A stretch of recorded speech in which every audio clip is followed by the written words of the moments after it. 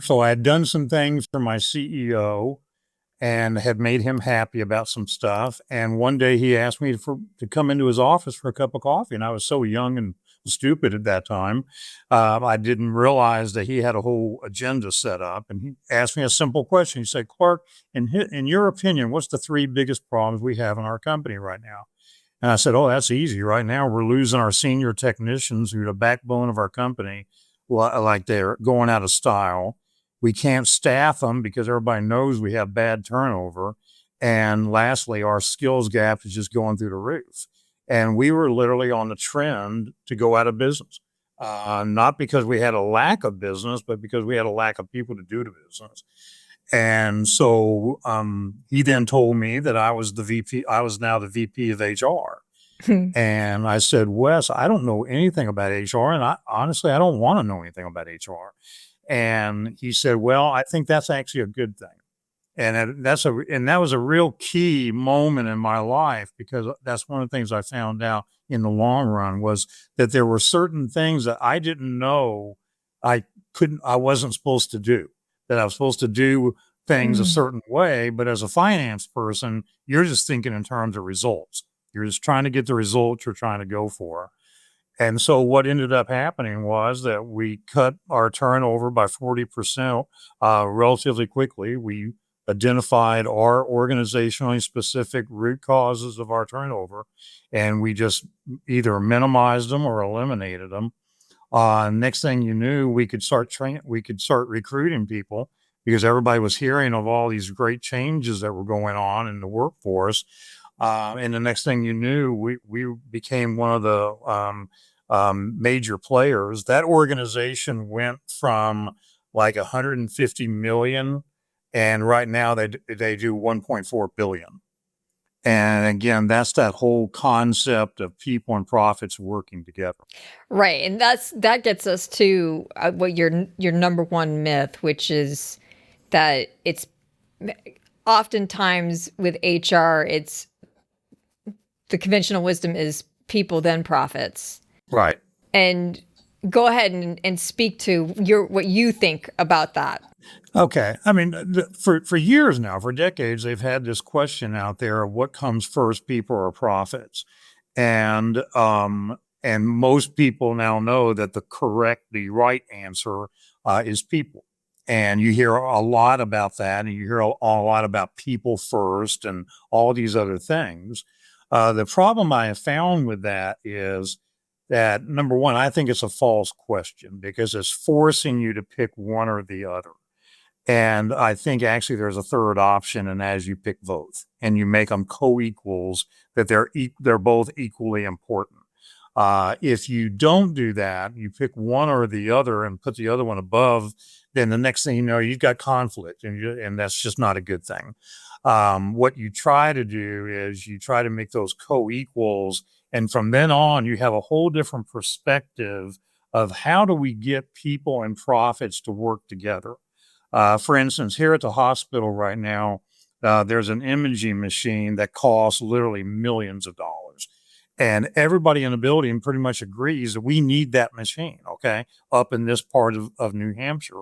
Nobody else has it. Right. But it's millions of dollars. Okay, it's not, and it's lots of money going forward too during the That while always you're is. working it. Yeah, Yeah, you got to have all the service and right. And so what is funny to me is the vast majority of employees do not have a problem with an organization making money. There's some of them that are out there that they think whatever, but the average employee I've run into, they understand that an organization has to make money.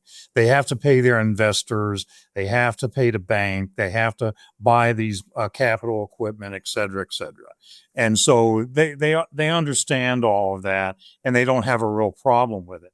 What they really want is they want their fair share.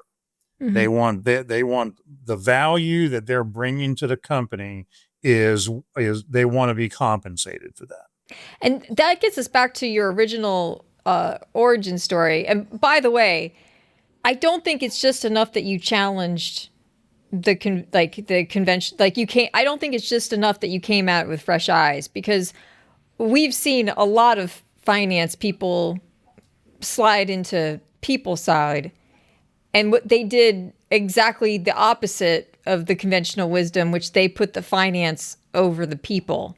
And so I think you know, your boss had to have seen a people person in you to put you over on the people side. And so your fresh eyes, I think it was worthwhile because you had like the people in mind as you were thinking through the problem.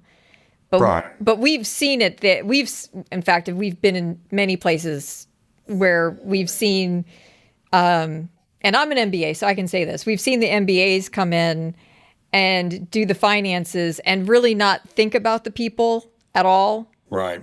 And that is very ugly. Right. To the point where, like, I did a survey for an organization once. Normally it's the leadership who brings us in. And, but in this particular case, it was the board, because the staff was so upset. And that even though the temporary CEO was trying to sabotage the survey, there was like an entire, dark network of people on social media getting employees to take the survey, because it was like their way to have a voice to the board, and they didn't want the opportunity to go away. So like we've seen some crazy things when people put the finance over people. So it really resonates with me with what you're saying, that you have to like look at them in tandem with each other. And because you can have all the money in the world, but if nobody will work for you, you got nothing. Exactly. And you can have a country club where everybody loves to hang out with each other, but if you don't bring in the money, you got nothing. Right. So it's really kind of an iterative, possibly peer level relationship, thinking through that. I like how you've come to that. Yeah. In the case of the first company I went to work for and why they were having their turnover, their number one reason was that as the guy went through the training program and his value was increasing with the training. And it was a long training period, right? Yes, it's like a 5-year period. Well, we started off at 5 years, but as things progressed, we actually got it down to 2 years. Still a long time. What we did was we would put the power in the part of the employee. Right now, a lot of training programs, you finish up a module, you then go to your manager, you tell them, okay, I'm ready for the next module. And then it may or may not happen in the next 6 months, he's going to get the next module. What we did was we set it up where there's an employee in our development program and our development department, where he's done with a module. As soon as he's done with that one and he's passed the exam and everything, then he gets the next module the very next day. And so what happened was we just sped that thing up, and it went from 5 years to about a little over 2. And I just think about the value of that, the value to the guy, the value to us, et cetera, et cetera. Again, that win-win of coming out ahead on the deal. But what was happening was that originally we weren't doing that. They were being paid on time served. And okay, we're not going to give this guy a raise because he's not due it until 6 months from now for some reason. Okay. And so what we ended up doing was we plotted it out based on our biggest customer, Exxon. And what we did was just said, okay, you finish module 1, you get a 50 cent an hour raise. You get module 2, you get whatever. And there was not just compensation, but there was other things too, non-compensation things. And that was part of the retaining. Yeah. And so what ended up happening, and it just happened. Okay. And it didn't have to be signed off by everybody and their brother and all that kind of thing. It just had to be signed off by the training department. And so what ended up happening was that what was happening was originally that about 2 years into the program, they were being stolen by our competitors. Well, and they were being stolen for $2 or $3 an hour. Well, the way the new system was set up, by the time they were done with that part of it, they were already making that $2 or $3 an hour.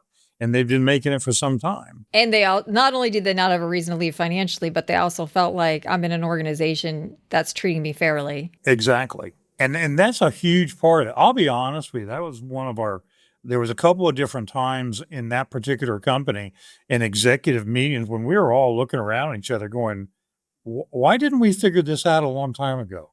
This is just treating people the right way and being respect. You know why you don't? It's the same reason why fresh eyes mattered, right? Like we're in a system and like you start taking things for granted that they're just the right way to operate because that's how you've always operated.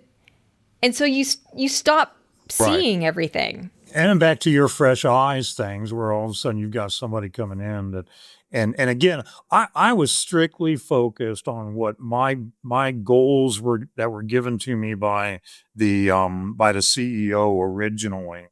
And then the next thing after you have to hit your turnover and you need to cut your turnover by 40% or so.